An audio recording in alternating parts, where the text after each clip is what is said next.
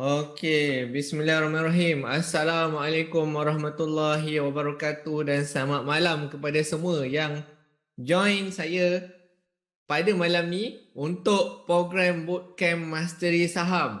Apa khabar anda semua? Boleh dengar suara saya dengan jelas? Sound check 1 2 3. Okey, terbaik semua. Alhamdulillah, setelah dah lama kita tak buat program Bootcamp Mastery Saham, maka pada malam ni kita buat sekali lagi program Bootcamp Mastery Saham ini. Baik, tanpa melengahkan masa tuan-tuan dan puan, saya akan share saya punya perkongsian kita pada malam ni. Dan harap tuan-tuan dan puan dapat memberikan sepenuh perhatian kepada program kita pada malam ni. Okey, kalau dapat duduk dalam bilik yang tak ada gangguan, dan tutup semua peralatan, tutup phone anda kalau anda tengah tengok di PC, okey? Tutup aplikasi yang lain. Baik, saya nak tanya tuan-tuan dan puan, adakah anda nampak slide saya? Okey, Bootcamp Mastery Saham. Adakah anda nampak page dia tulis Telegram Mahir Saham Public Channel? Ada nampak tuan-tuan dan puan? Okey, terbaik. Terima kasih Fazli, Adib, Bazli Bazli pun ada Okey. Jadi, tuan-tuan dan puan, bagi sesiapa yang belum follow lagi, silalah follow Telegram Mahir Saham Public Channel. Yang mana channel ni anda tak dapat berkomunikasi lah dalam tu. Akan tetapi kalau ada sebarang pertanyaan, ada ruangan untuk komen dan akan dibawa ke dalam Mahir Saham Group. Tapi diingatkan juga tuan-tuan dan puan, bila dah masuk dalam Mahir Saham Group, anda dinasihatkan untuk adjust setting anda dekat Telegram tu supaya tak ada orang lain yang akan add anda masuk dalam grup-grup lain.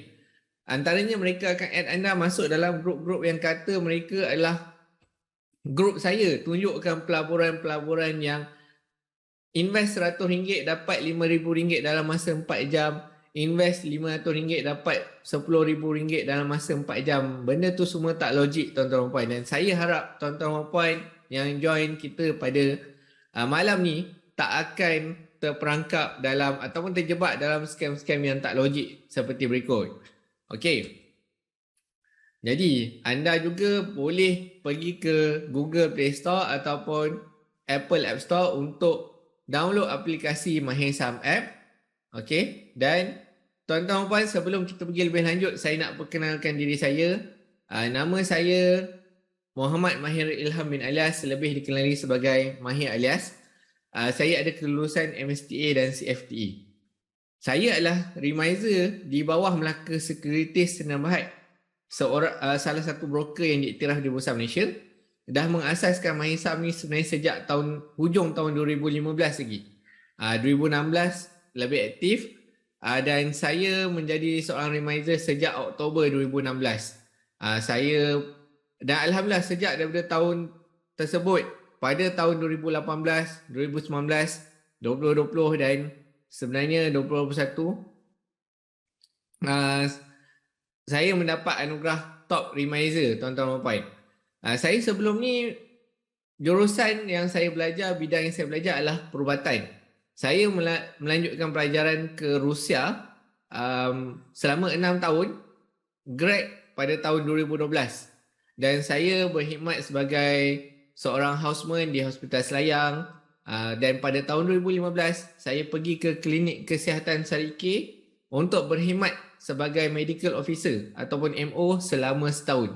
Di sana adalah saya sempatlah pergi menjadi travelling MO, pergi travel ke pedalaman, melawat kawasan rumah panjang orang Iban di Inseri Maung, sampai sejauh tu lah. Okay? Tapi atas sebab-sebab tertentu, antaranya adalah sebab minat saya terhadap saham ni, dan juga pada waktu tu pula puas saya mengandung anak pertama, akan dapat posting di Melaka.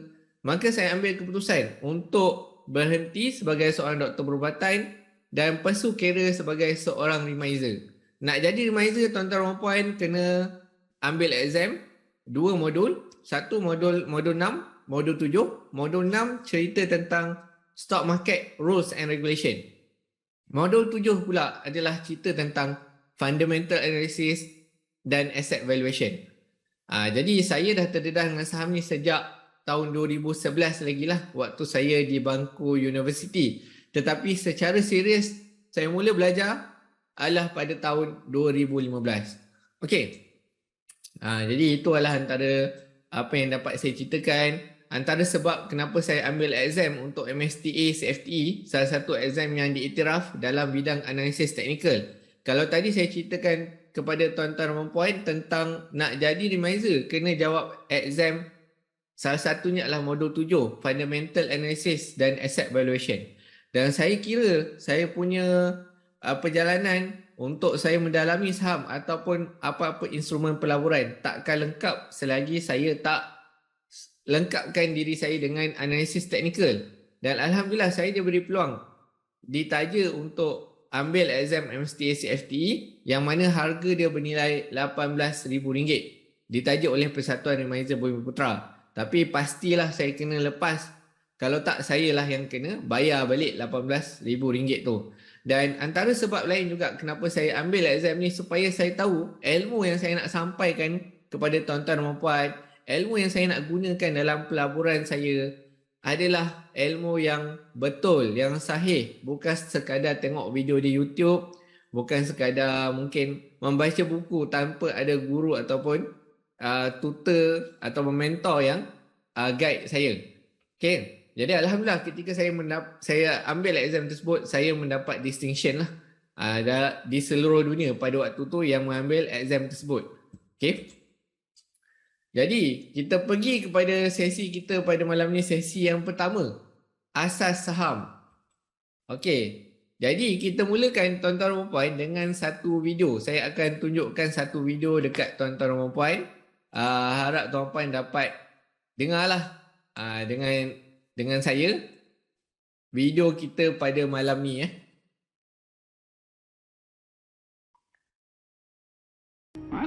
Okey. Jadi jika anda nak tahu berkaitan dengan saham ni, perkara pertama sekali adalah dianya mesti berkaitan dengan perniagaan. Orang-orang berniaga patut tahu pasal saham, orang yang nak belajar pasal saham pun patut tahu pasal perniagaan. Kita bagi anda sebagai satu contoh lah. Okey. Di sekeliling kita ni perniagaan sama ada produk ataupun servis. Produk yang kita gunakan, mungkin kita beli laptop, mungkin kita beli handphone, kita beli iPhone. Mungkin kita ada gunakan servis internet, servis SIM card, Maxis, Digi, Celcom. Okey. Dan di sebalik setiap benda yang kita pakai itu adalah sebuah perniagaan, sebuah syarikat. Bagi mereka yang memulakan perniagaan, mungkin mereka memulakan dengan enterprise dahulu. Okay, kemudiannya setelah berkembang akan upgrade kepada Sdn Bhd. Dah mula share video, tak nampak lagi. Masya Allah. Okay, nasib baik. Okay, so saya tunjukkan kepada anda. Share sound.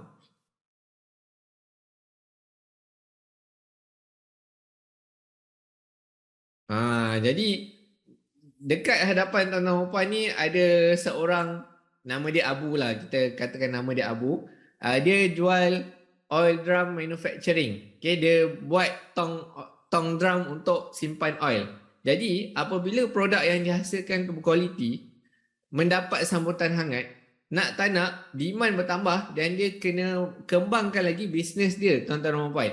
Okay, jadi pada awalnya mungkin pengusaha bisnes dia akan gunakan modal sendiri, gunakan modal dapat daripada kawan-kawan dan ahli keluarga yang terdekat.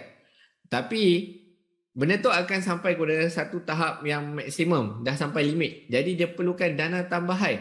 Sama ada dia nak apply loan ataupun dia perlu pergi dapatkan dana daripada orang ramai, daripada orang yang dia tak kenal.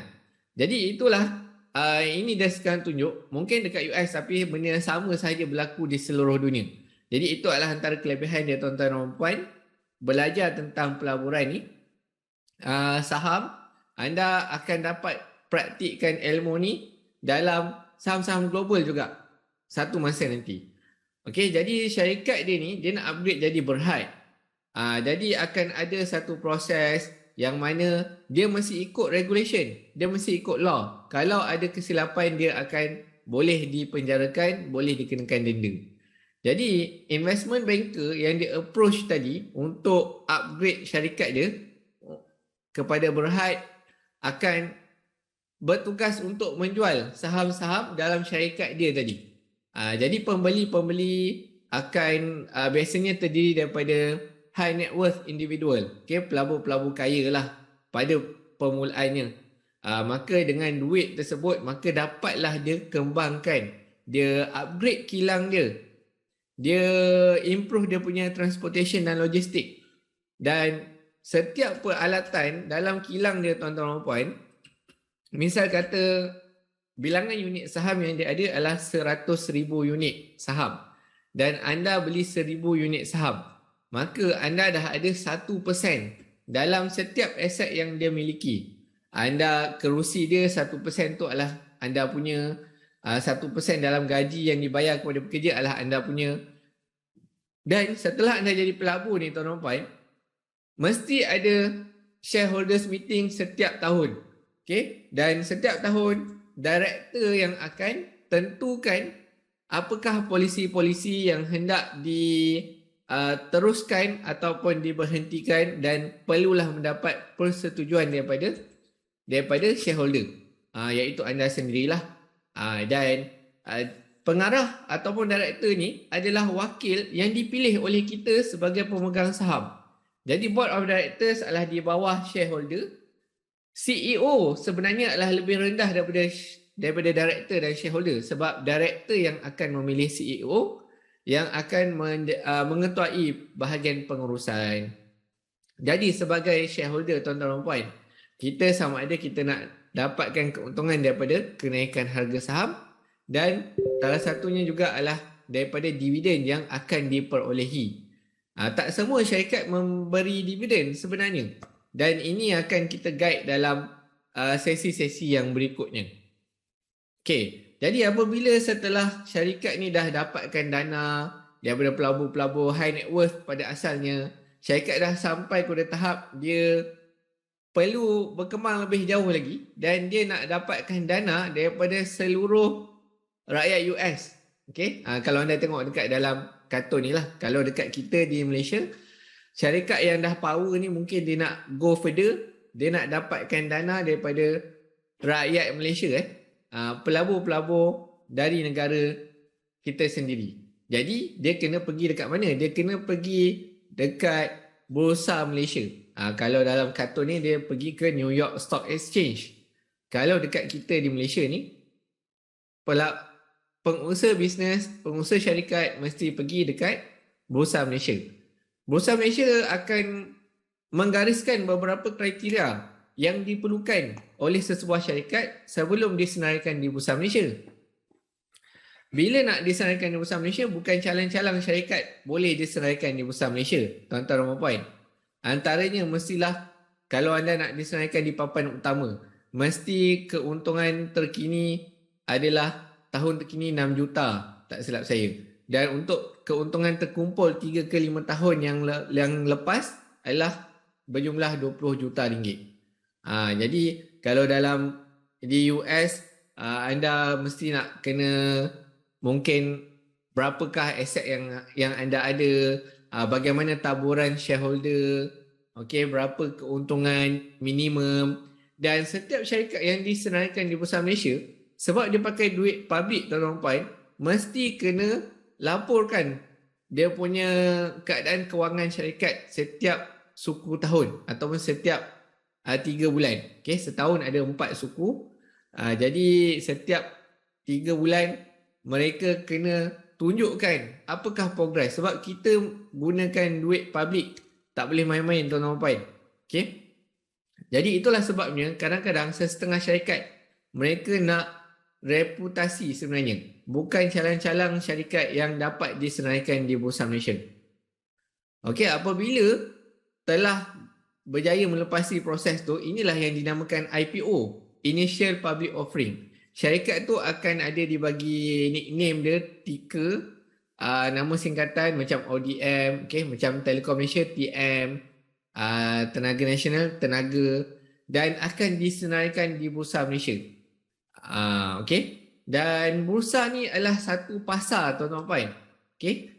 Kalau ikut manual, kita nak berjual beli, kita mesti kena cari buyer. Kalau kita nak menjual, kita kena cari buyer kita sendiri. Kalau kita nak membeli barang, kita kena cari siapa yang boleh jual. Tapi bursa ni dia adalah satu pasar ataupun platform yang mengumpulkan semua orang dan memudahkan proses jual beli saham. Okey, dulu-dulu tuan-tuan kalau tengok sekarang ni yang pakai topi kuning tu dia adalah remiser dan kawasan ni dipanggil sebagai trading floor. Dan dulu-dulu remiser, kalau anda tak ada duit RM100,000 dalam akaun, tak payah haraplah nak buka akaun. Dulu akaun saham hanya layak kepada high net worth sahaja. Itu sebab kadang-kadang remiser yang otak-otak yang lama kenal dengan ahli-ahli politik yang veteran dan sebagainya. Okey? Jadi dengan wujudnya bursa, anda yang di Johor boleh berjual beli dengan mereka yang berada di Sabah Sarawak. Anda yang di Perlis mungkin boleh berurus niaga dengan mereka yang berada di Lembah Kelang. Okey? Jadi setiap transaksi mesti ada buyer, mesti ada seller. Dengan wujudnya platform macam ni, benda tu transparent, tuan-tuan. Kita boleh tengok orang yang nak buy, nak beli pada harga berapa. Orang yang nak sell, nak jual pada harga berapa. Dia macam satu lelongan terbuka lah, tuan-tuan dan puan. Dan ianya berdasarkan kepada demand and supply. Jadi dengan melabur, tuan-tuan dan puan, kita sebenarnya secara tak langsung membantu negara meningkatkan kualiti kehidupan masyarakat. Kalau dulu teknologi guna lembu untuk bajak sawah, tapi lepas tu dah pakai traktor. Kalau dulu orang kata guna asap untuk bagi signal, sekarang dah pakai telefon. Dan dengan kita melabur dalam syarikat-syarikat ini, mereka dapat mengembangkan lagi mereka punya perniagaan ataupun bisnes dan memberikan pula peluang pekerjaan kepada rakyat ataupun orang ramai. Jadi duit bergerak, tuan-tuan dan puan, duit bergerak, dan setiap yang kita laburkan tu akan pergi juga ke tempat tertentu dengan harapan syarikat-syarikat yang mendapat dana ni akan dapat menggunakannya dengan baik, menghasilkan produk yang berkualiti dan meningkatkan demand terhadap saham syarikat. Dan dari situ kita sama ada mendapat keuntungan dari kenaikan harga saham ataupun daripada dividen yang akan diberikan oleh syarikat. Okey, jadi itulah dia berkaitan dengan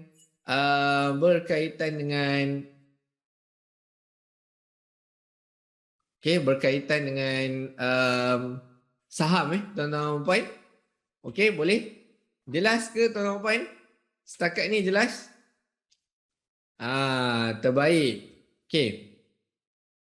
Jadi, setelah kita dah go through video tadi yang saya rasa merangkumkan saham ataupun pelaburan ni secara general, kita dah tahu saham ni adalah hak pemilikan sesebuah syarikat. Okey. So kalau anda boleh lihatlah ada syarikat-syarikat yang anda nampak ni yang famous, Petronas, Ajinomoto, Nestle, JRB Highcom, Dutch Lady, Maybank, Public Bank. Semua ini adalah syarikat yang disenaraikan di Bursa Malaysia. Macam Petronas tu yang disenaraikan adalah Petronas Dagangan, Petronas Chemical, Petronas Gas. Mengapa anda kalau boleh jadi partner, jadi shareholder, selain daripada setakat membeli produk mereka, ada peluang untuk menjadi partner mereka, menjadi shareholder. Apa salahnya anda membeli saham-saham produk yang anda gunakan? Okey. Seperti yang saya ceritakan tadi, kenapa syarikat ini diapungkan di Bursa Malaysia? Mereka nak dapatkan dana ataupun modal. Ada juga yang nak berkongsi keuntungan. Syarikat ni pada awalnya mungkin adalah perseorangan, kemudiannya family business. Kemudiannya mereka dah besar dan mereka rasa nak berkhidmat kepada pekerja-pekerja mereka, kepada orang ramai. Jadi nak berkongsilah keuntungan tersebut. Dan antara benda yang penting juga adalah reputasi dan branding seperti yang saya ada ceritakan tadi. Okey, bagaimana sebenarnya struktur pasaran saham terbuka di Malaysia? Okey, jadi kat sini saya dah cerita tentang syarikat dan di sebalik syarikat ataupun bisnes adalah perniagaan. Okey, dan syarikat-syarikat tu akan ada dia punya produk dan servis yang ditawarkan. Syarikat-syarikat yang nak disenaraikan ni, dia akan approach Bursa Malaysia. Bursa Malaysia akan menggariskan dia punya kriteria-kriteria yang diperlukan. Sama ada lepas ataupun tidak, itu adalah bergantung kepada Bursa Malaysia. Syarikat ni pula kalau dia nak disenaraikan, mestilah ada nak kena bayar fee kepada Bursa Malaysia. Bursa Malaysia pula, dia dah pening, dia dah cukup dah nak handle dengan syarikat ni, takkan nak handle dengan kita pula. Kalau semua rakyat Malaysia, berapa? 27-30 juta nak melabur dalam pasaran saham, susah juga kalau dia nak approach satu-satu. Jadi dia akan rely kepada third party seperti syarikat broker ataupun investment bank. Kalau kita tahu, kita ada Maybank Investment Bank, Kenanga Investment Bank, M Plus Online. Okey, inilah dia broker yang bertanggungjawab untuk handle account trading anda. Okey, untuk approach pelabur-pelabur ni, menyediakan platform untuk anda berjual beli saham. Okey, order tu semua akan dihantar kepada Bursa Malaysia. Akan tetapi anda nak withdraw duit, anda nak deposit duit, semuanya mesti melalui broker. Dan broker pula adalah satu entiti, satu organisasi, satu syarikat, dan dia akan lantik ejen-ejen yang terdiri daripada dealer ataupun remiser.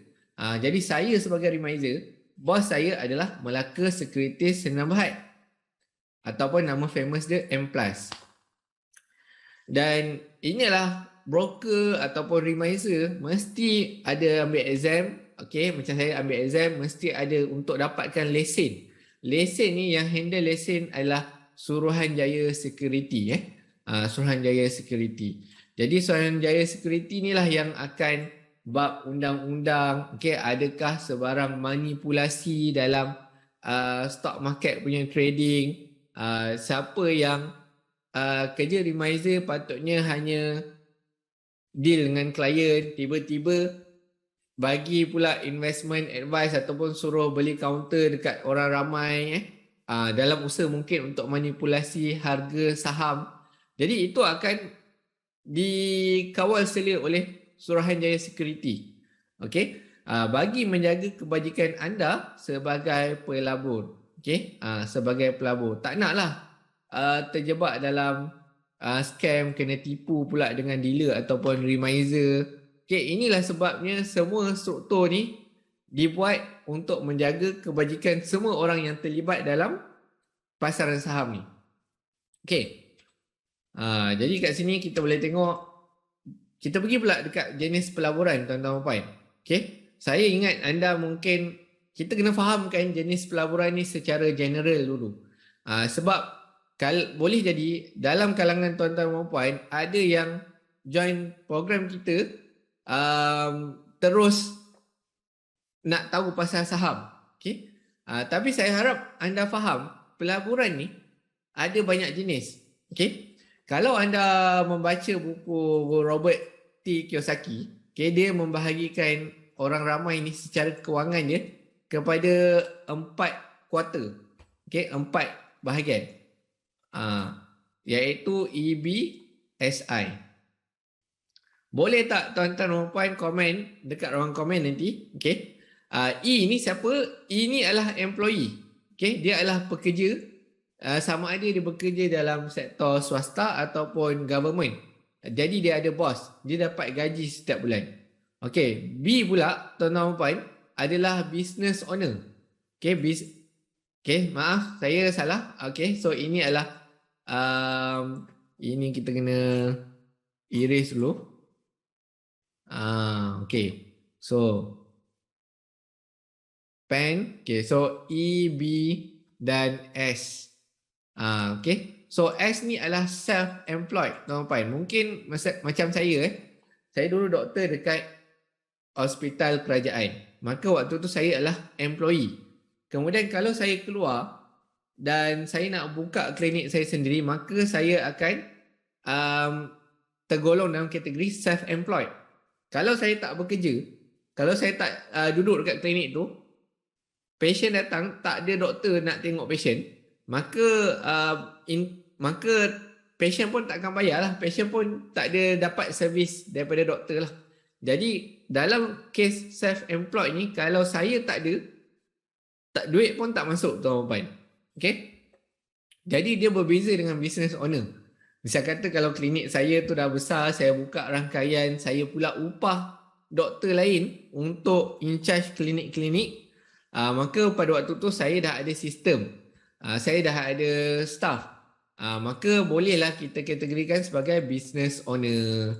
Okey. Kemudiannya, kalau duit dah berkepuk, tuan-tuan dan puan, saya ingat macam nak venture dalam ada bisnes pula, yang mana saya tak ada kepakaran mungkin dari segi, takkanlah tiba-tiba saya nak belajar pasal semiconductor pula, nak buat bisnes semiconductor.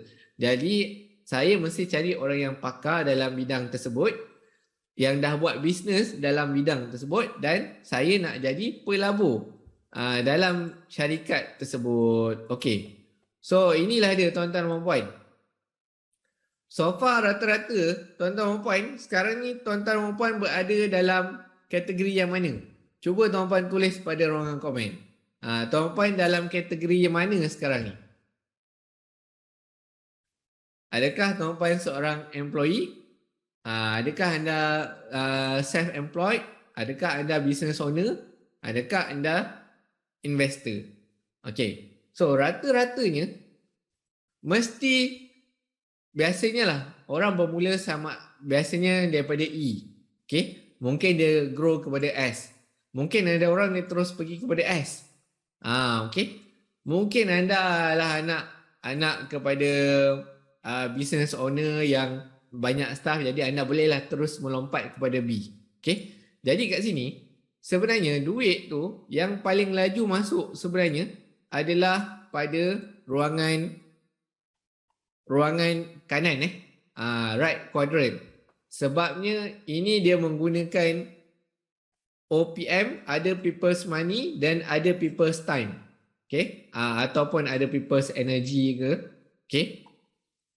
Jadi kita tak kisah tuan-puan employee ataupun self-employed, tuan-puan buat keputusan yang bagus untuk join, untuk belajar tentang ilmu pelaburan, supaya tuan-tuan dan puan dapat mindset, sedikit sebanyak mindset daripada right quadrant ni, orang yang mengusahakan bisnes ataupun orang yang laburkan duit mereka. Jadi kalau anda tahu anda dah terdedah dengan fixed deposit, ASB ataupun tabung haji, ini adalah pelaburan yang rendah risiko dia. Bila kita cerita tentang pelaburan, kita sekarang tengah cerita tentang bahagian ni lah, investor tuan-tuan. Kalau nak cerita tentang bisnes, anda kena carilah guru bisnes. Okay. Jadi bila pasal pelaburan, kita kena faham kita ada risiko dan kita ada reward, potensi pulangan dan juga potensi kerugian, yang kita panggil sebagai risiko. Jadi ASB anda labur RM1, satu unit RM1. Anda nak withdraw, anda nak keluarkan balik satu unit, masih lagi dia bayar RM1. Cuma dividen dia setiap tahun akan berbeza-beza mengikut keadaan. Kalau market cantik, pulangan cantik, dividen dapat banyak lah.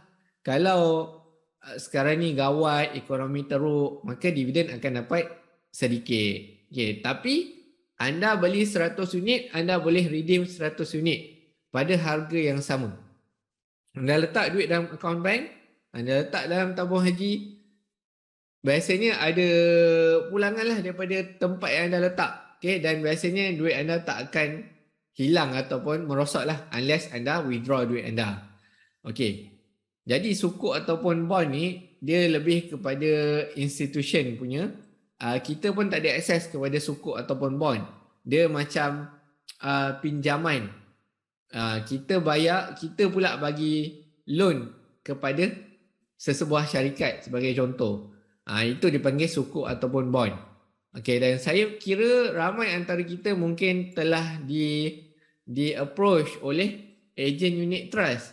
Unit trust ni apa tuan-tuan dan puan? Unit trust adalah satu fund, yang akan mengumpulkan duit daripada orang ramai.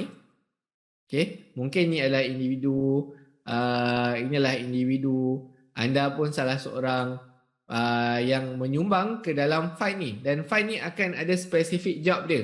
Melabur mungkin kaunter teknologi di China, mungkin kaunter dividen di Bursa Malaysia. Dia akan diuruskan oleh seorang fund manager untuk uruskan keseluruhan fund ni. Jadi apabila anda tak ada hak untuk tentukan fund manager ni nak beli syarikat mana. Anda kata fund manager tolong beli syarikat A, fund manager tolong beli syarikat C. Tidak. Fund manager sendiri akan decide untuk anda dia akan beli syarikat yang mana. Okey. Jadi itulah dia punya, dan setiap tahun biasanya dia akan charge annual management fee, dan biasanya waktu anda mula-mula nak melabur pun akan ada entry fee kat situ. Okey. Jadi pulangan dia lebih tinggi lah, diharapkan lebih tinggi daripada ASB ataupun tabung haji. Tapi ada juga risiko kerugian di situ. Kalau fund manager tak jalankan tugas dengan baik ataupun market memang teruk, maka duit anda akan berkurang daripada yang asal pun ada.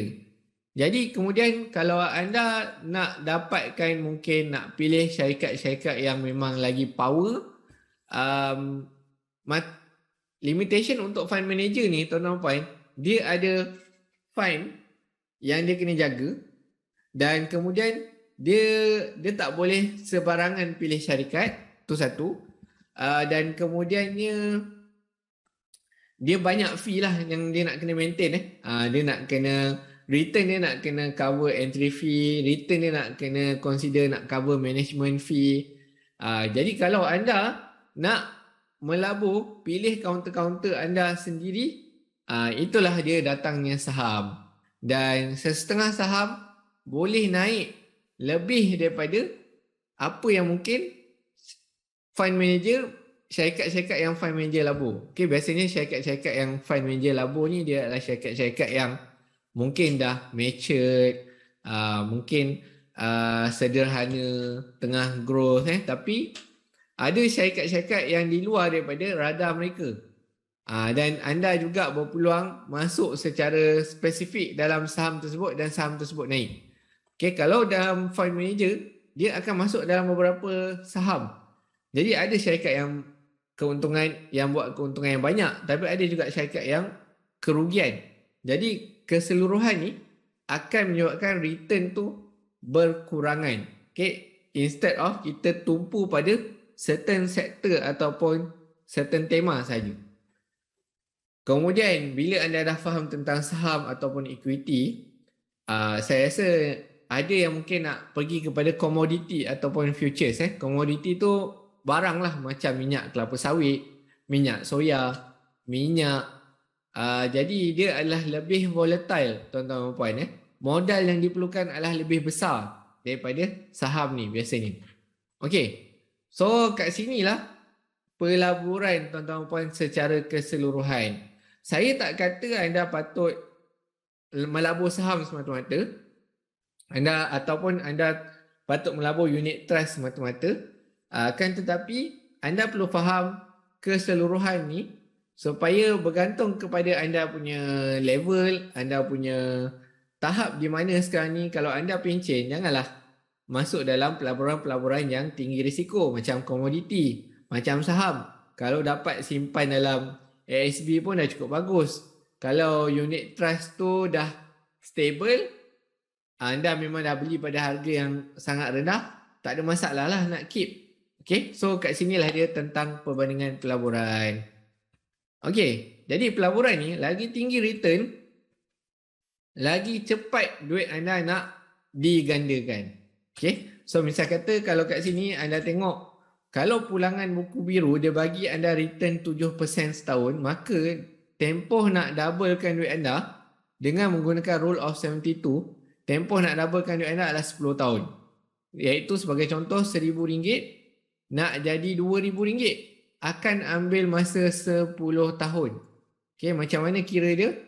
Okay, ini rule of 72, 72 bahagi return yang kita dapat setahun. Okay, bahagi 7, dapatlah lebih kurang 10 tahun.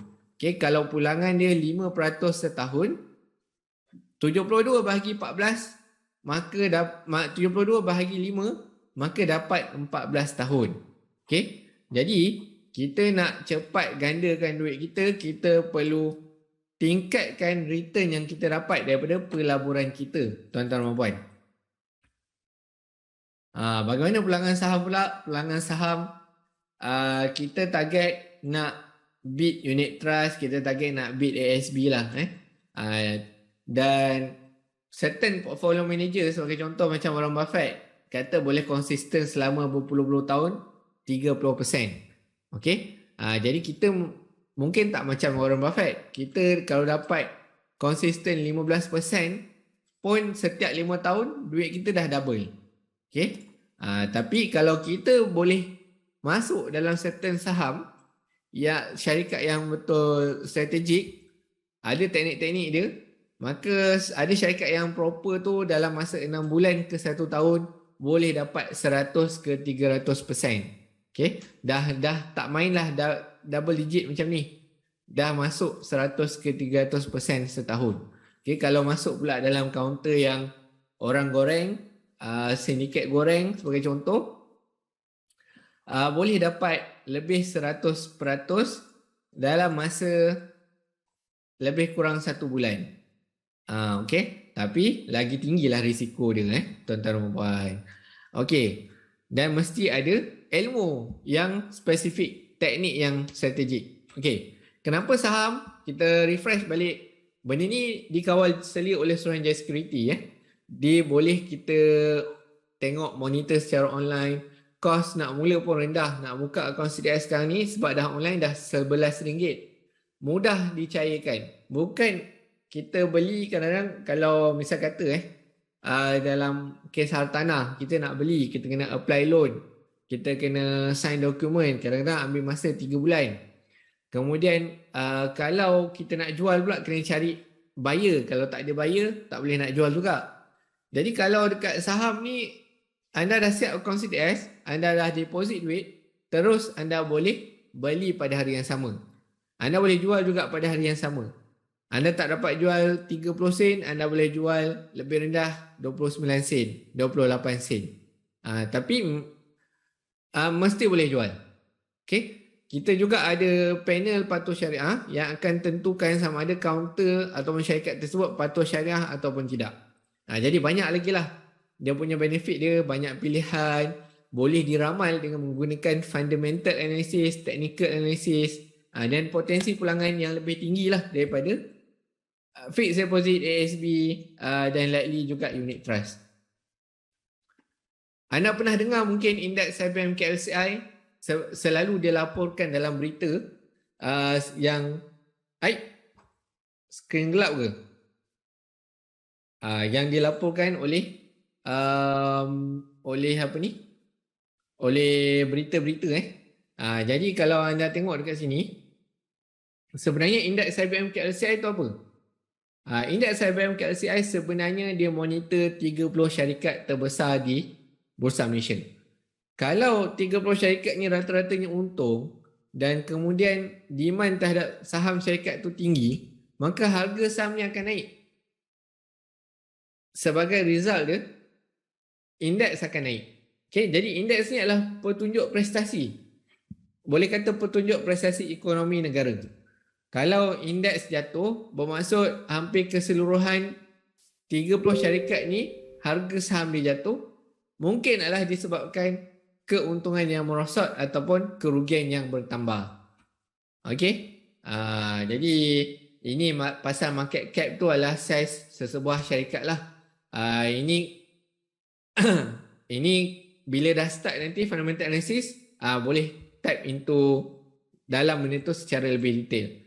Anda boleh gunakan website ac.com.my ni sebagai satu tempat untuk anda monitor lah siapa yang betul, siapa yang salah. So kalau macam saya ada lesen, anda kena tengok lah lesen saya masih valid ataupun tidak. Lesen saya buat apa? Dealing in securities maksudnya saya adalah remiser. Okay? Deal dalam equity, bursa saham, bursa Malaysia. Ini pula bos saya lah, Melaka Securities and Bahad. Dia pun ada lesen dia juga sebagai broker. Jadi itulah dia, tuan-tuan dan puan. Okay, kita punya sesi pertama. Kita akan berehat sebentar. Dan insyaAllah kita akan sambung selepas 5 minit. Kita rehat dahulu.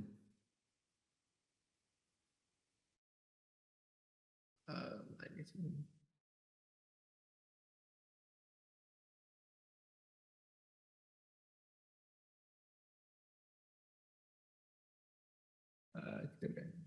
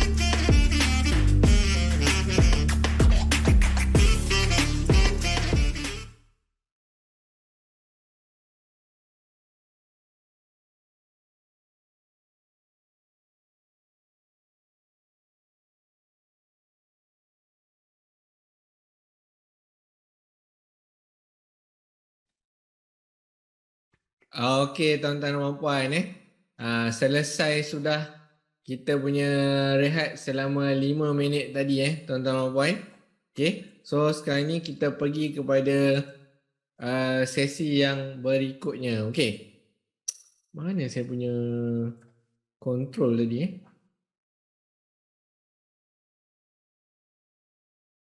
Nampak ke skrin saya yang dia tulis berehat sebentar?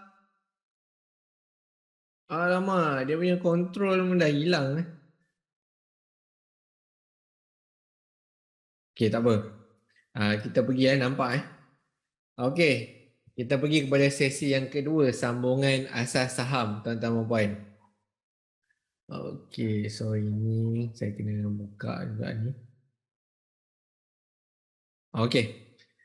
Jadi sambungan ni sekejap saja. Ini pun kita nak cerita secara kasar lah tuan-tuan dan puan. Kita zaman sekarang ni semua nak cepat. Apa beza account CDS dengan account trading? Biasanya CDS ni kalau ikutkan ada nama penuh lah, Central Depository System. CDS ni dia simpan rekod anda saham apa yang ada dalam akaun anda. Okay, anda beli kaunter tenaga sebagai contoh, maka berapa unit anda ada, itu akan disimpan dalam rekod dalam akaun CDS. Akaun trading ni pula adalah broker yang arrange. Broker seperti M+.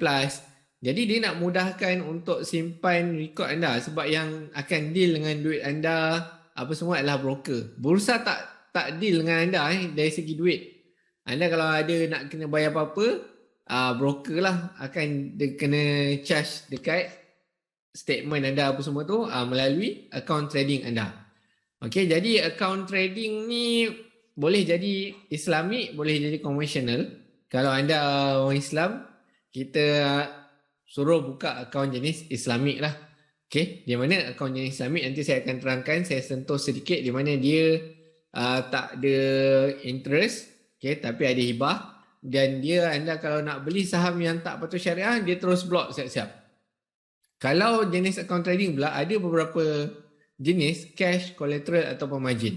Tapi saya memang biasa buka jenis cash lah. Kalau anda nak collateral ataupun margin, dia perlu beberapa dokumen lagi dan saya pun tak nak deal lah dengan orang nak buat collateral ataupun margin ni. Anda mungkin kena cari broker lain. Okey. Jadi akaun CDS pula adalah ada jenis nomini, jenis direct. Jenis nomini, pembelian saham tu kalau dia beli pun dia bukan atas nama anda tetapi mungkin atas nama broker. Kalau kalau akaun tu jenis nomini dapat dividen tu masuk ke broker dulu. Broker nak bagi kat anda akan kena processing fee. Jadi tak payahlah kalau ikut nomini. Hanya keadaan tertentu je seperti anda akaun jenis collateral, margin, biasanya perlu jenis nomini. Okey. Jadi direct ini antara kelebihan yang lain adalah macam saya katakan terus masuk ke dalam akaun anda, akaun bank anda. Okey, kemudian anda boleh mohon IPO. Untuk jenis nomini tak boleh mohon IPO. Okey. Islamik dengan konvensional pula macam saya katakan tadi, auto reject saham yang tak patuh syariah. Dan wang yang disimpan akan dapat hibah. Okay? Sebaliknya kalau anda buka jenis konvensional. Sesi dagangan kat Bursa Malaysia ni dia macam office hour tuan-tuan dan puan. Dia mula trading pukul 9 pagi sampai 12.30. 12.30 rehat lah. nak solat, nak makan tengah hari. Kemudian pukul 2.30 trading akan bersambung semula dan rehat sekejap 5 minit. 4.50 sampai pukul 5 petang tu nak trading sekali lagi, tapi hanya satu harga saja, harga closing. Sebab dia nak finalize, nak tutup buku pukul 5 petang, semua dah tak ada dah transaksi jual beli. Jadi bursa ni dia boleh kata macam kita bekerja lah hari-hari. Tapi pelik kita bekerja, tapi bursa still berjalan tuan-tuan puan. Maksudnya ada je orang yang jual beli saham. Memang ada lah tuan-tuan.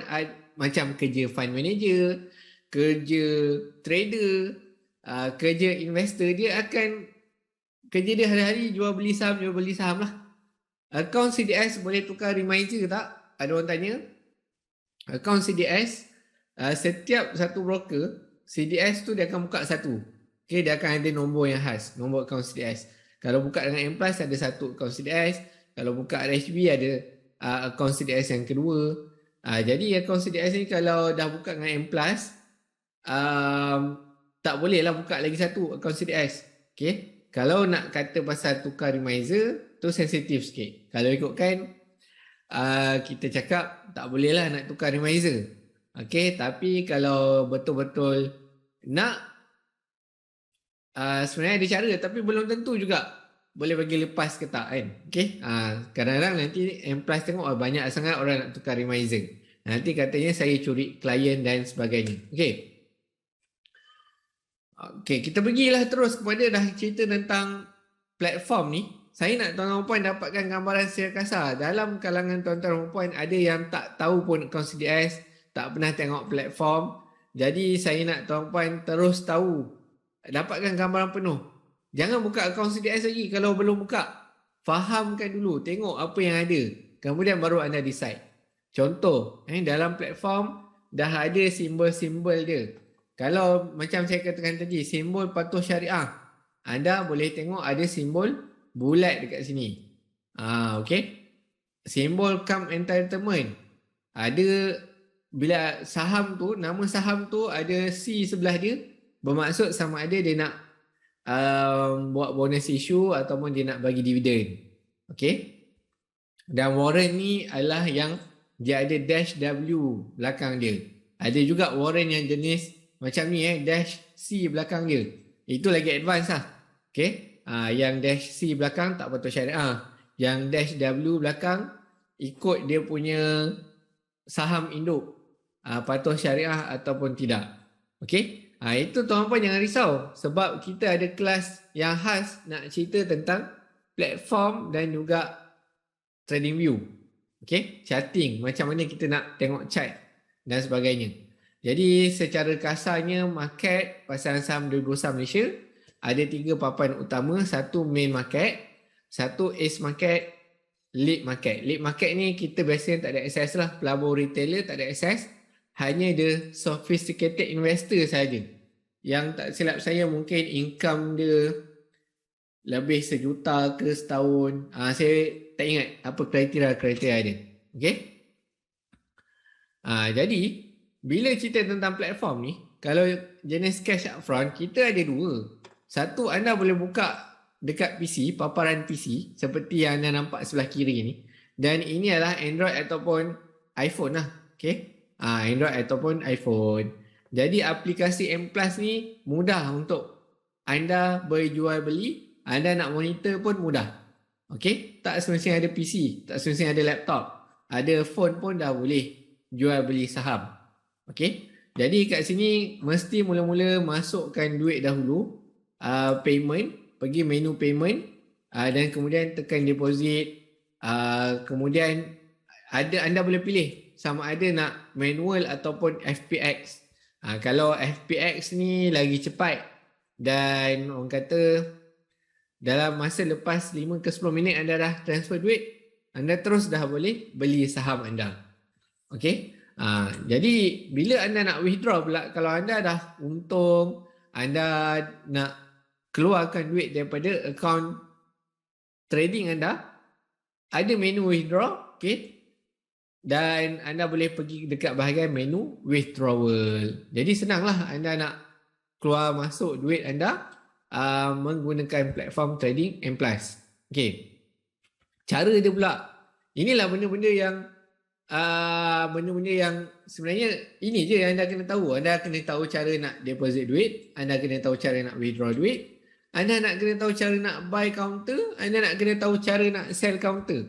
Ini je yang basic untuk platform. Okay. Jadi kalau nak buy counter ni, tuan-tuan puan, kalau kita gunakan platform M+ dekat PC atau laptop, search, ada ruangan search dekat atas tu, anda search sahaja. Saya kata ini anda nak beli counter KUB. Kalau dekat M+ app, anda ada simbol kanta pembesar tu, simbol search sahaja counter KUB. Okay, maka akan keluar ni dan anda double klik counter yang keluar tersebut. Tekan butang buy. Tekan butang buy, kemudian masukkan harga berapa yang anda nak beli. Berapa bilangan unit yang anda nak beli. Secara default, dan ini pun ramai orang yang mungkin terlepas pandang, biasanya dia dah default tulis kali 100. Sebab minimum anda boleh beli saham dekat Bursa Malaysia, satu lot bersamaan dengan 100 unit. Okay. So 100 unit, kalau anda nak beli 20 lot, bermaksud sebenarnya anda beli 2000 unit. Okay, 20 kali 100, 2000 unit. Jadi 2000 unit kali dengan 0.59, itulah modal yang anda gunakan untuk membeli saham tersebut. Okay, boleh faham tuan-tuan puan? Siapa faham sesuatu, komen saya faham. Nak tengok juga tuan-tuan puan masih bersama dengan saya ataupun dah tidur ni. Terbaik tuan-tuan dan puan. Okay. So far setakat ni ada sebarang persoalan tak daripada tuan-tuan dan puan? Faham, senang faham. Terbaik. Okey, ada sebarang persoalan daripada tuan-tuan dan puan? Setakat ni. Jangan lupa TradingPin sama dengan password anda. Sama dengan password anda untuk login. Bila anda dah tahu tentang buy, benda terbalik je. Sell. Kalau anda ada nak tanya RHB kenapa guna unit bukan lot, itu anda nak kena tanya RHB lah. Mungkin dia nak anda spesifikkan, terus tahu berapa unit anda nak beli. Okay. Trust account tu apa pula? Okay. Trust account ni macam ni tuan-tuan. Dia bila anda transfer duit anda daripada akaun bank anda kepada akaun M+, misal kata anda transfer RM1,000, transfer ke M+, dia tak masuk kepada M+ terus lah, company punya akaun, dia masuk dalam akaun trust RM1,000 tu. Jadi RM1,000 tu by right M+ tak boleh guna duit anda tu untuk pergi beli barang, jual barang lain, rolling dulu duit tu. Tak ada. Itu trust. Trust akan dijaga oleh certain third party. Okay. Jadi by right kalau hanya bila anda dah beli saham, M+ baru tolak duit anda daripada trust tu. Baru anda punya portion anda dalam account trust tu berkurangan. Jadi account trust ni macam penengah lah untuk account trading anda. Okay. Korang jelas macam mana nak deposit. Deposit tu ada menu dia dekat M+ punya app ataupun PC. Tapi likely anda belum ada buka akaun CDS lagi. Kita akan ada kelas yang lebih khas. Kita tunjuk terus dia punya bagaimana pembelian dan penjualannya. Bila anda dah tekan butang buy tu tuan-tuan, maka anda akan kena masukkanlah harga berapa yang anda nak beli. Kalau anda nak beli harga 58 sen sebagai contoh macam KUB ni, maka anda akan beratur bersama-sama dengan orang yang 24 orang yang tengah beratur nak membeli saham KUB ni. Total dia punya bilangan lot dia 4,400. Kalau anda nak beli 100 lot, maka dia akan jadi 4,500. Okay. Berapa minimum deposit? Okay, berapa minimum deposit? Minimum deposit tu tuan-tuan puan, kalau anda manual transfer bawah RM100 pun boleh. Tapi saya sarankan guna FPX. FPX ni minimum deposit RM1,000. Okay, maksimum RM30,000. Faham, cuma confuse bila buy, dekat display tu tak jumpa masuk dekat mana. Slot buy atau slot sell. Jadi kalau anda tekan butang buy, dia akan keluar window macam kat sini lah. Dekat sini. Kalau dekat PC dia akan keluar kotak ni. Dia keluar pop up. Okay, kalau anda guna app, dia akan keluar, dia akan nampak anda tengah pilih buy. Okay, color hijau yang keluar. Okay, dan kena tengok juga ni, color ni. Kalau hijau tu buy lah tu. Okay, ada yang tanya tadi 813 orang yang dah beli ke? Okay, so macam ni kalau macam ni, dia sekarang ni kalau anda tengok dekat sini, ini dia panggil market depth. Okay, market depth. So market depth ni dia cerita tentang buy queue dan sell queue. Okay. Dekat sebelah kanan, semua orang tengah beratur nak menjual. Dekat sebelah kiri ni, semua orang tengah beratur nak membeli. Okay. Soalan saya, sekarang ni kalau anda tengok KUB punya market depth ni, ataupun buy queue sell queue ni, kalau anda nak beli harga 57 sen, okay, anda nak beli harga 57 sen sebanyak 2,000 lot. Okay, maka anda akan berada dekat mana? Anda akan berada dekat yang bahagian ni. Maka daripada nombor 4 tu anda akan jadi orang yang kelima. Kemudian daripada 880 lot, dia akan bertambah jadi 2,880 lot. Okay, total lot tengah beratur nak membeli pada harga 57 sen. Adakah anda akan terus dapat beli saham tersebut? Tidaklah, sebab anda kena beratur. Sekarang ni saya nak tanya, kalau anda nak terus beli, anda tak nak beratur lah, anda nak potong queue ni. Anda apa cara dia? Okay, apa cara dia? Berapa harga yang anda kena letak? Kalau 57 sen kena beratur. Harga semasa kalau tengok dekat sini 59 sen. Okey, so saya tanya tuan puan, kalau anda queue harga 59 sen, siapa kata dapat, siapa kata tak dapat? Okey, siapa kata terus dapat, siapa kata kena beratur? Tak dapatlah tuan puan. Sebab apa? Sebab 59 sen ni walaupun dia harga semasa, tetapi harga dia berada dekat buy queue. Orang sebenarnya tengah beratur dekat buy queue. Kenapa benda tu jadi harga semasa? Sebab ada orang jual dekat 59 sen. Bukan sebab orang beli pada 59 sen, tapi sebab ada orang jual pada ada orang jual terus dekat orang yang tengah beratur tu. Okey? Jadi anda kalau nak terus beli, anda kena beli daripada ready seller, orang yang tengah beratur nak menjual. Dan harga terbaik orang tengah beratur nak menjual, anda diberi pilihan. Ada orang tengah beratur nak jual harga 60 sen, ada orang tengah beratur nak jual harga 62 sen. Anda nak pilih nak beli pada harga 60 sen ke anda nak beli pada harga 62 sen? Cuba tulis dekat ruangan komen. Okay. 60 sen, 60 sen, 60 sen. Mestilah nak beli harga murah, betul? Anda boleh beli kereta tu, kereta yang sama RM20,000.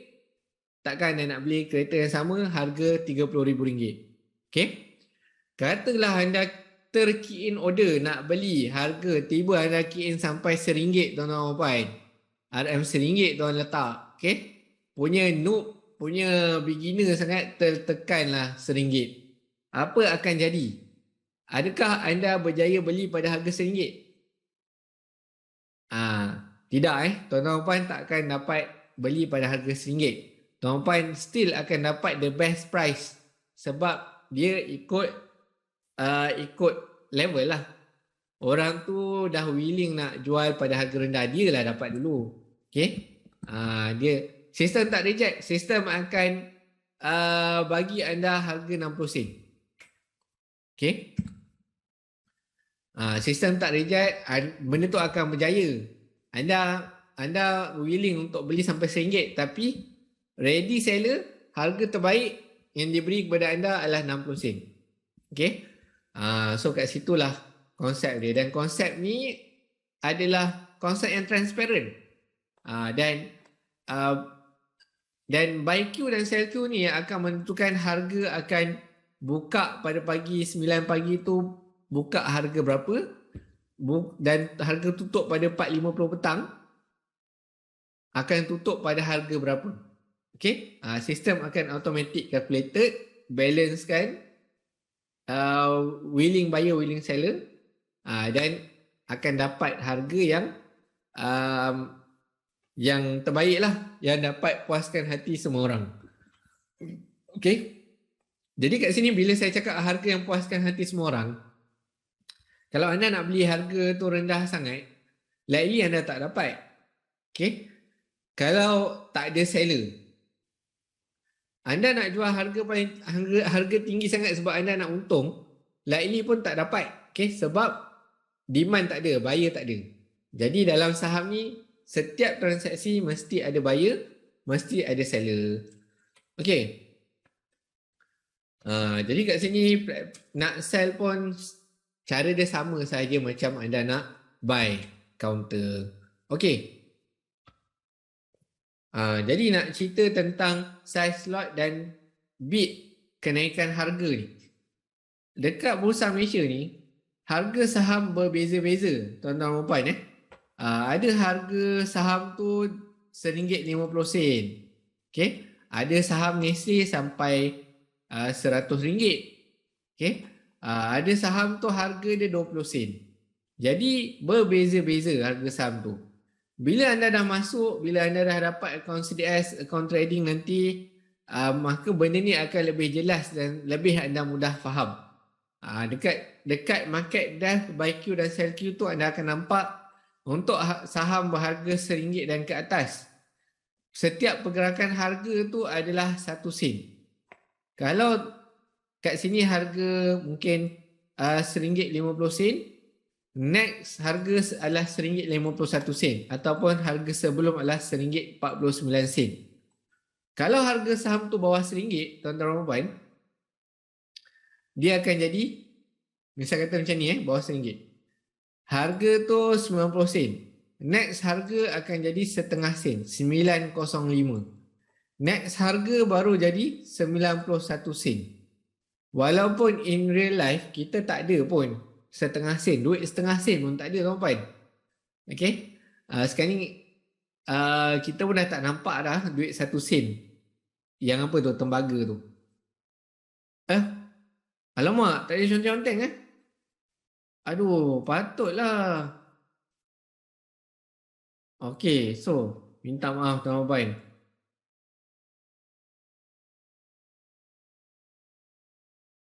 Tak ada conteng-conteng Tuan-tuan tak nampak conteng-conteng? Ada.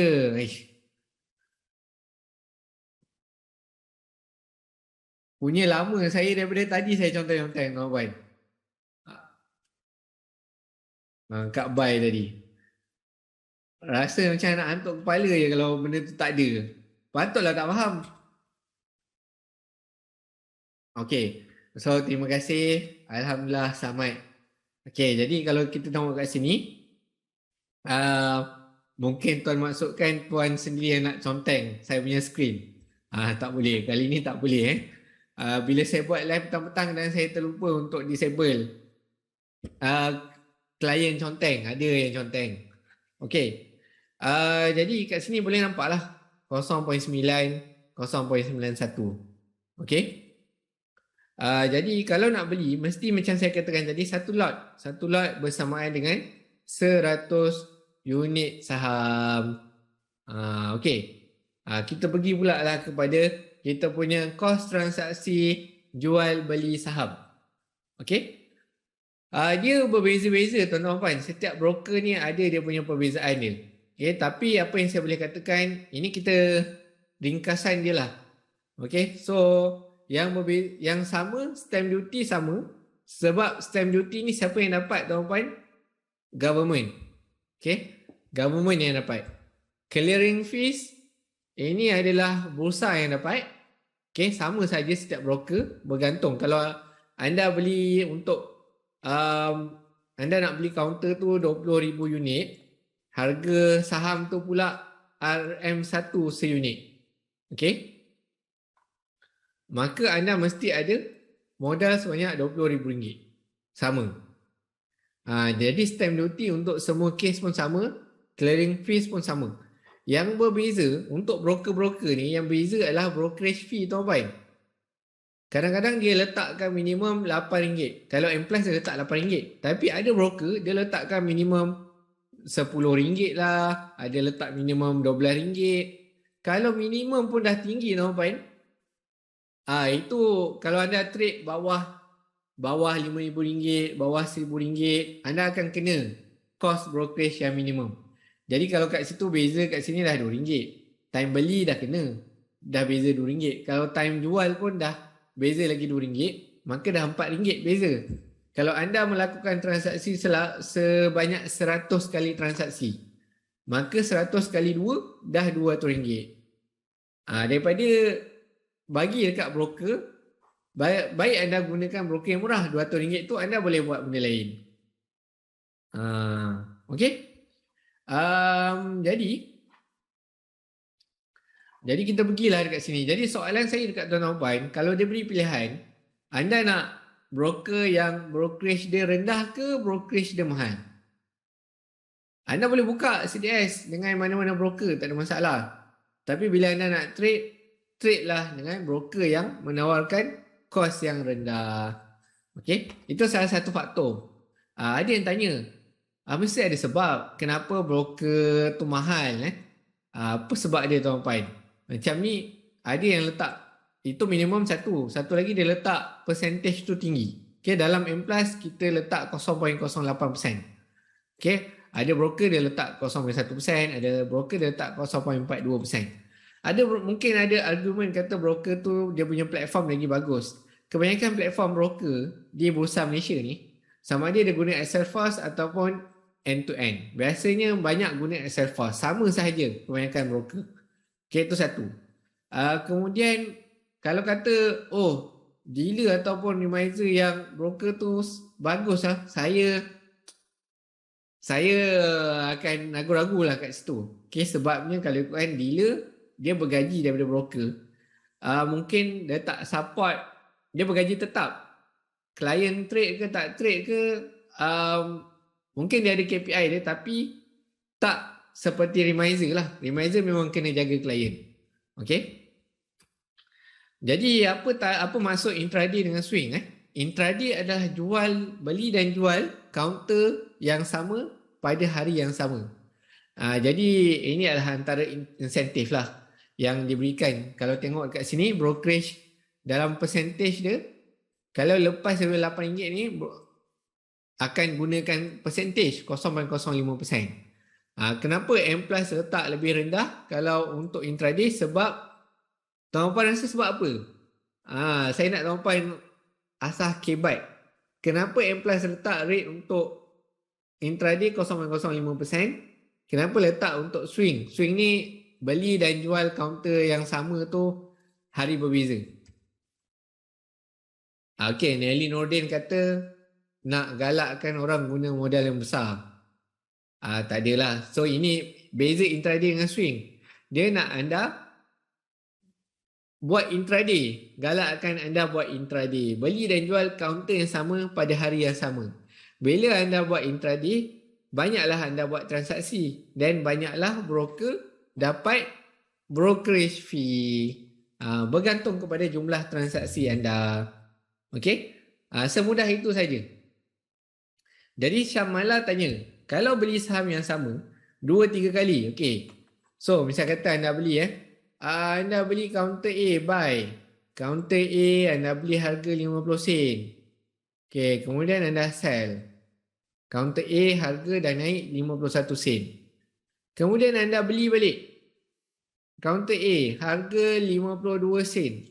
Kemudian anda sell balik. Kaunter A harga 54 sen. Adakah dikira sebagai 4 kali transaksi? Tidak. Dia akan kira 1 kali buy dan 1 kali sell. 2 transaksi sahaja. Akan tetapi ada dan amount kena samalah. Total amount beli dan total amount jual tu sama. Jangan ada yang tertinggal. Okey? Berapa modal untuk dapat brokerage fee 0.08%? Okey, so ini saya nak kena buka satu browser dekat tuan-tuan puan. Okey. Anda boleh nampak ke browser? Tak nampak Okey. Saya cuba share browser ni. Nampak browser? Pergi ke mahirsaham.com, app Mahir Saham. Okey, kemudian anda pergilah dekat bahagian trading tools. Pilih brokerage. Okey. Jadi anda nak dapatkan fee 0.08%. Okey, masa kata anda nak beli saham tu harga berapa? Katalah RM2. Okey, anda letak 10 lot. Modal anda RM2,000. Maka anda dapat brokerage fee 0.08% ke anda dapat RM8? Masih lagi minimum brokerage tuan-tuan RM8. Okey, anda cuba naikkan modal anda tu. Katalah RM5,000. Masih lagi kena RM8. Naikkan jadi RM10. Kat sini brokerage fee masih lagi RM8. Okey, jadi modal anda RM10,000 pun masih lagi kena minimum brokerage fee RM8. Mungkin anda nak kena modal anda RM20,000. Barulah brokerage fee tu dia kira berdasarkan 0.08%. Okey. Fakri tanya, sekiranya modal 10k, trade intraday 9k, boleh trade 2-3 kali dalam satu hari atau ada tempoh? Tak adalah tuan-tuan. Anda ada modal 10k, anda dah ada modal 10k, lepas tu duit anda tu 9,000 dah beli saham tu. Jadi anda mestilah tinggal 1,000 dia lagi nak beli kaunter lain. Tapi kalau 9,000 ringgit tadi tu anda jual, anda dah ada amount 10,000 lebih lah tadi kalau anda untung. Jadi anda boleh trade masuk dalam kaunter yang lain pula pada hari yang sama. Okey, jadi tak ada orang kata dah jual, hanya bila nak withdraw je. Duit tu akan ambil masa 2 hari lah. Baru clear dengan trust apa semua, baru anda boleh withdraw duit. Okey, boleh faham tuan-tuan puan? Okay, ni Afnan pun boleh gunakan brokerage calculator ni lah untuk membuat simulasi. Modal berapa yang optimum yang kena dengan jiwa anda. Dan kat sini pun kita ada buy, kita ada sell. Okay, so kita kembali kepada kita punya slide ni tadi. Dan saya harap anda faham lah berkaitan dengan kos transaksi jual dan beli saham ni. So ini pun kita bagi contoh. Tapi contoh ni pun anda boleh gunakan sendiri dekat aplikasi Mahir Saham tadi lah. Okay, so sekarang ni saya nak cerita dekat tuan-tuan dan puan potensi untung ataupun rugi dalam saham ni. Dah ready ke anda nak dengar untung rugi sebenar dalam saham ni? Kalau anda dah ready, komen saya ready.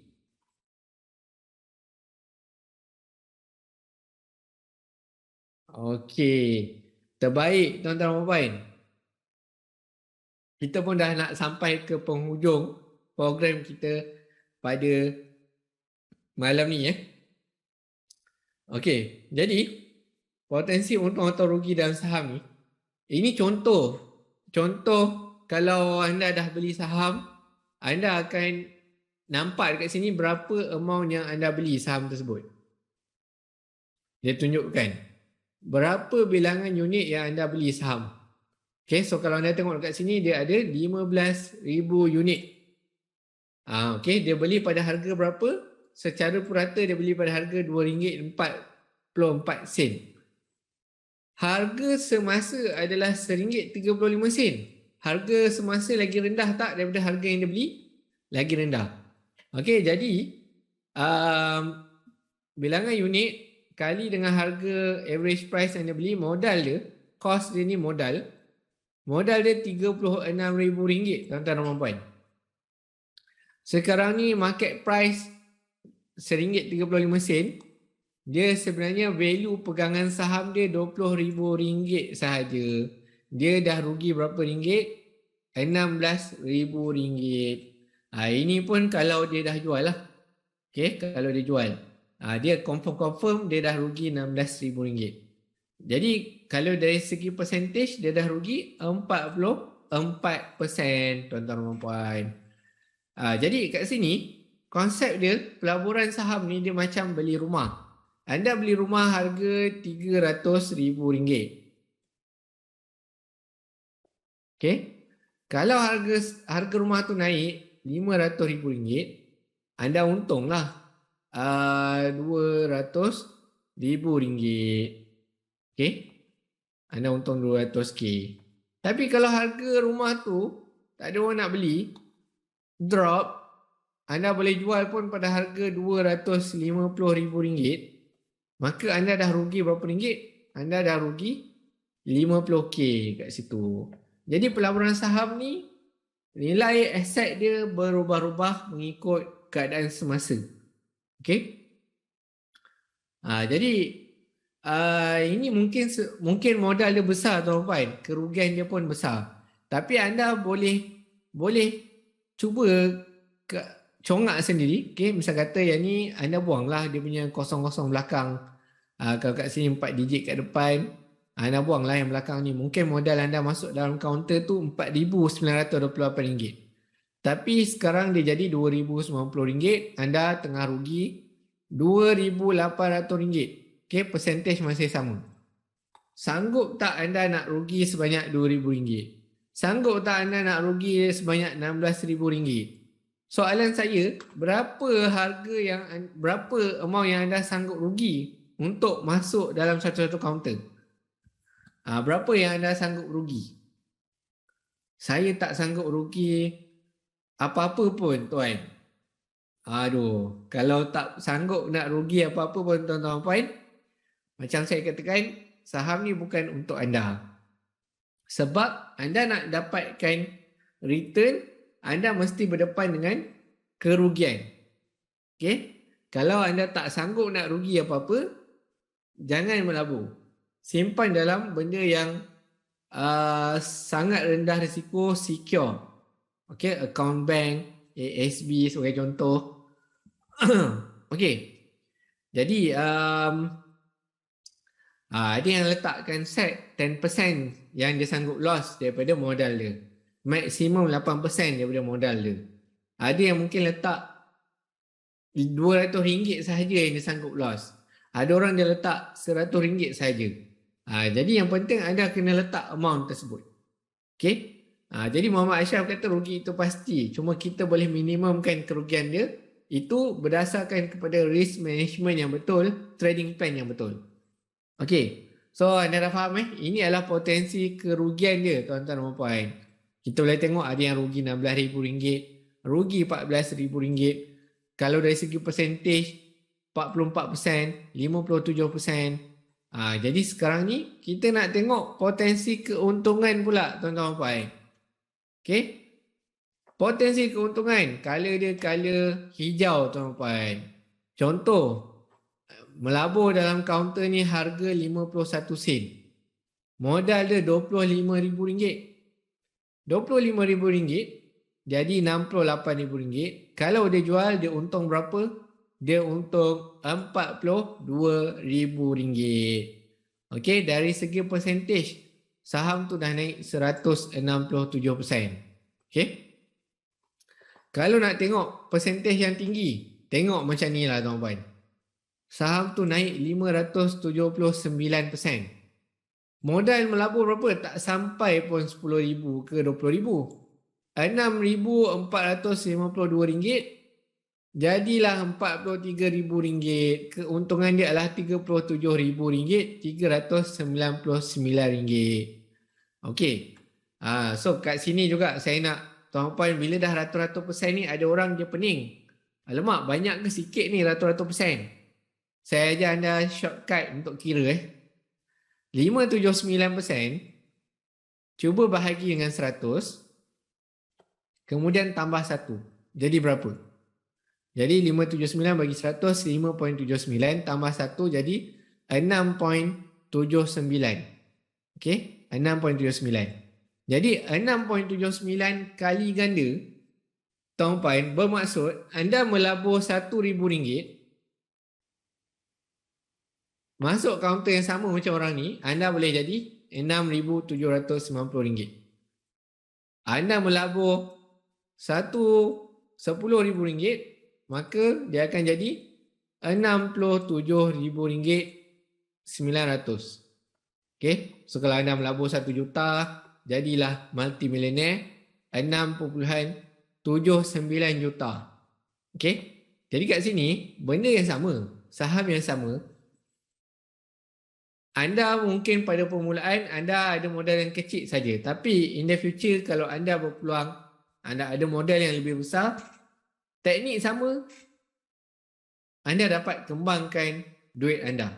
Okey, ada orang tanya berapa kekerapan nak dapat counter profit 500%. Okey, tak kerap lah. Kalau kerap, semua orang boleh jadi jutawan cepat. Akan tetapi, berdasarkan kepada teknik yang betul, saya boleh kata, sebagai contoh, teknik super stock, anda pegang sebuah counter tu 6 bulan ke 1 tahun.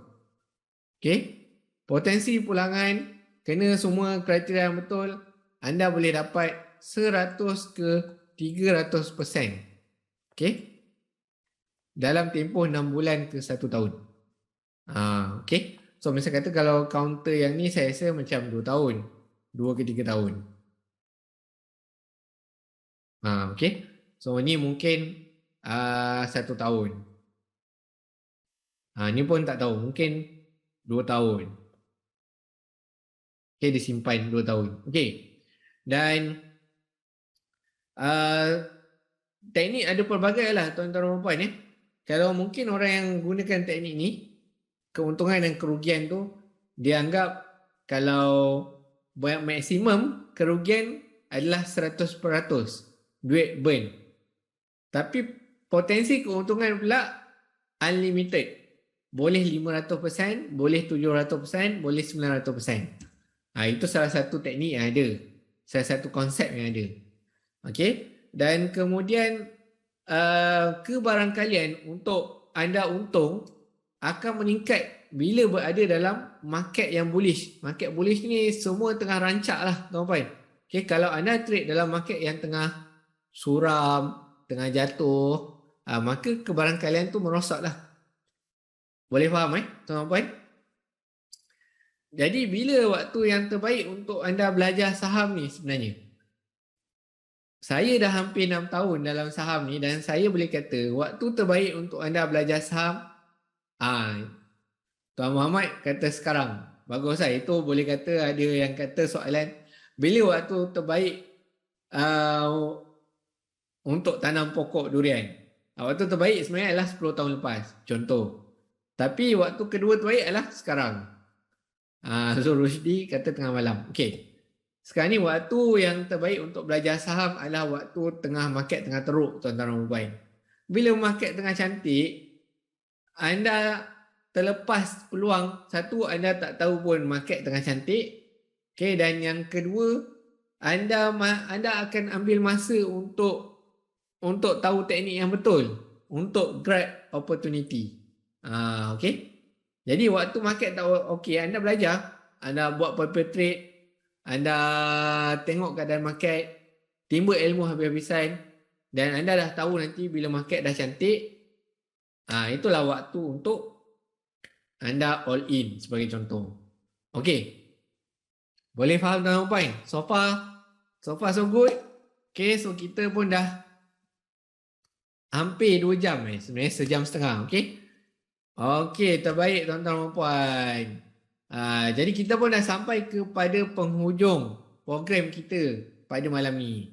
Okey, di mana saya nak cerita kepada tuan-tuan dan puan, inilah dia beberapa kelebihan yang ada jika tuan-tuan dan puan buka akaun CDS dengan saya. Saya tak jual kelas, tuan-puan. Kelas malam ni pun percuma. Dan ada lagi kelas-kelas yang kalau anda suka konten yang saya berikan pada malam ni, likely anda akan suka kelas-kelas yang saya buat juga selepas ni. Antaranya saya buat live setiap petang tuan-tuan. Pukul 4 petang sehingga 4.30, 4.40 petang. Kita tengok market real time. Kita tengok counter-counter yang berpotensi. Kita tengok apa indikator yang saya gunakan, apa yang saya boleh komen terhadap counter-counter tersebut. Okey. Kita macam saya tunjukkan tadi ada MyHisam app. Kalau anda tengok dekat MyHisam app ni, saya tunjuk sekejap. Apa ada dekat MyHisam app ni? Mana saya punya browser ni? Okey. Okey. Apa ada dekat MyHisam app ni? Kita ada screener lah yang nak mudahkan tuan-tuan dan puan mengkaji saham. Tapi saya akan guide lah screener apa nak pakai apa semua. Okey, kita ada momentum, kita ada short term ni, kita ada custom screener. Anda boleh tengoklah 20 days high ke, counter apa yang keluar, kemudian susunkan ikut berapa bilangan indikator yang kena dengan counter tu patut syariah ke tak, nak filter tekan yes, dia filter counter patut syariah sahaja. Okey. Ada yang tanya live petang macam mana nak masuk. Kalau tuan-puan dah ada akaun dengan saya, okay, jadi tuan-puan ada akses untuk masuk dekat ruangan klien. Sebagai contoh, ini ruangan khas untuk klien.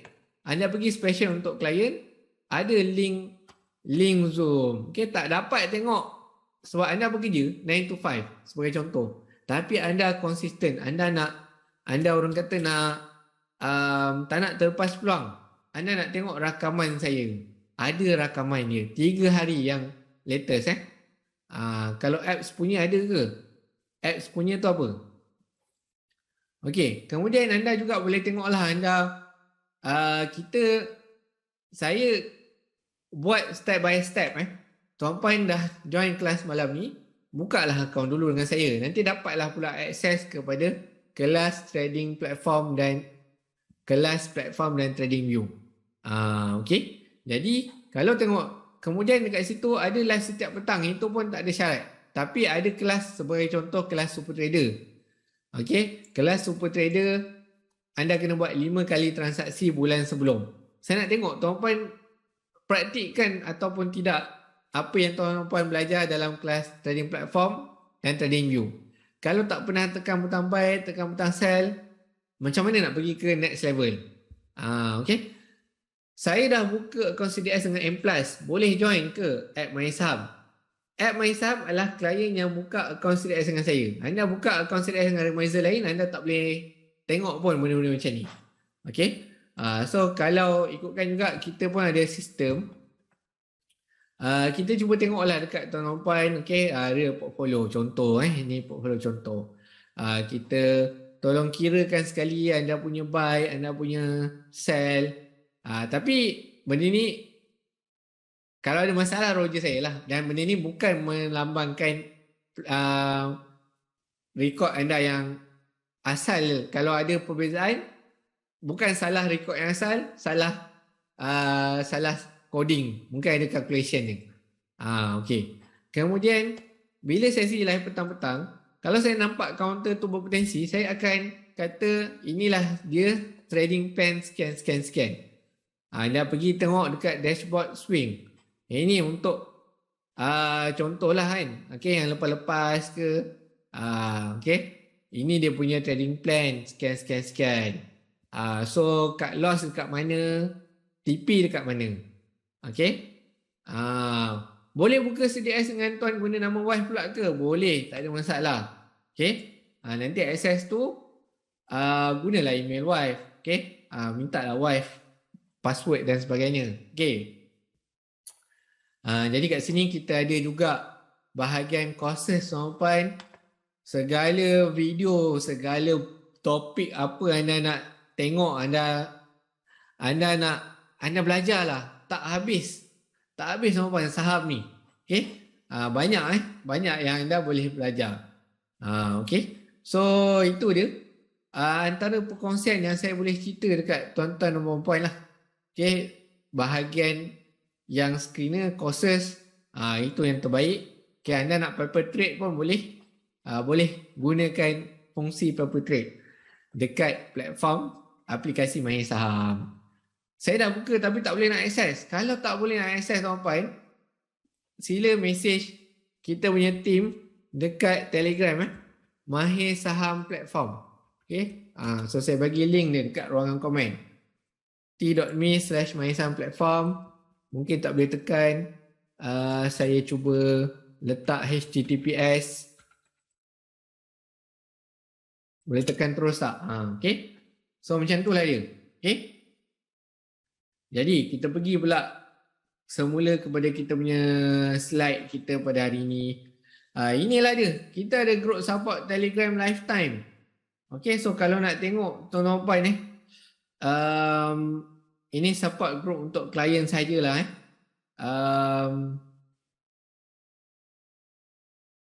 Contoh adalah perkongsian dalam tu. Okay, so kat mana saya boleh tunjuk sedikit. Okay, sekejap saya tunjuk dekat tuan-tuan dan puan. Hilanglah saya punya ni. Tak nak saya tunjuk. Telegram. Nampak ke tuan-tuan puan? Okay. So ini ada perkongsian, ada orang tanya, ada orang share pendapat. Tuan-tuan, kalau kita nak berjaya dalam saham ni, selain daripada kita belajar ilmu, kita juga nak berada dalam komuniti yang saling support, bantu-membantulah. Okay? Antara satu sama lain. Okay, jadi kat sini saya tak pastilah. Mungkin ada time profit, adalah yang tunjuk profit. Contoh macam ni, ada yang nampak profit RM700. Okay, live setiap petang. Link dia ada dekat, kita bagi dekat sinilah ruangan klien ni. Okay, gunakan platform macam kita akan gunakan platform Zoom. Okay, kita akan gunakan platform Zoom. Okay, so itu dia tuan-tuan dan puan. Okay, kita pun dah sampai ke penghujungnya tuan-tuan dan puan. Kita ada juga kelas super trader. So ini saya buat Rabu setiap Rabu malam. Okay, kelas super trader ada 4 part. Daripada situ kalau tuan-tuan puan, kita bagi sneak peek dia macam-macam lah. Kita belajar technical, fundamental. Saya ajar tentang bagaimana nak short term trading. Kita ajar juga pattern-pattern. Jadi itu adalah kelas. Saya tak minta tuan-tuan bayar pun. Dulu kelas tu waktu saya buat Mahir Saham, saya tak fokus kat klien. Saya jual 899, 999 Jadi sekarang ni benda ni percuma untuk klien. Tapi saya hanya minta anda buat 5 transaksi lah. Tunjuklah sikit komitmen anda. Kemudian kalau anda nak further lagi anda punya level ilmu anda pun, saya masih tak minta bayaran. Walaupun ada orang buat kelas Elite Wave 3,500, 4,500, saya bagi percuma. Tapi saya minta komitmen anda 30 transaksi bulan sebelum. Okey. Jadi adalah soalan, Rahimi tanya. Nak tanya berapa modal minimal nak depo kat M+. Saya suggest dekat anda, kalau anda baru dah siap akaun CDS, anda deposit lah. Kalau boleh guna FPX RM1,000. Tapi kalau anda RM1,000 pun tak ada, anda letaklah RM300. Beli satu kaunter.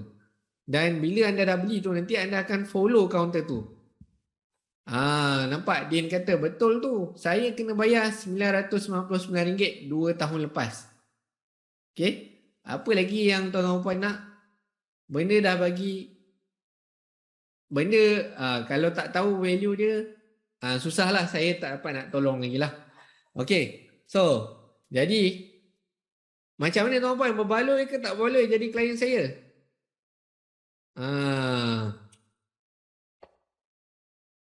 Jadi macam mana nak buka akaun CDS? Ataupun anda dah ada akaun CDS, anda nak minta ahli keluarga ke pasangan anda buka. Jadi saya akan bagi guide, saya akan bagi file, saya akan bagi pada ruangan komen. So anda tengok ruangan komen tu. Dan kliklah ruangan komen tersebut. Dan itu akan menjadi pengakhiran saya pada sesi malam ni. Okay? So saya nak tengok tuan-tuan puan boleh tekan ke tak boleh tekan link yang saya bagi.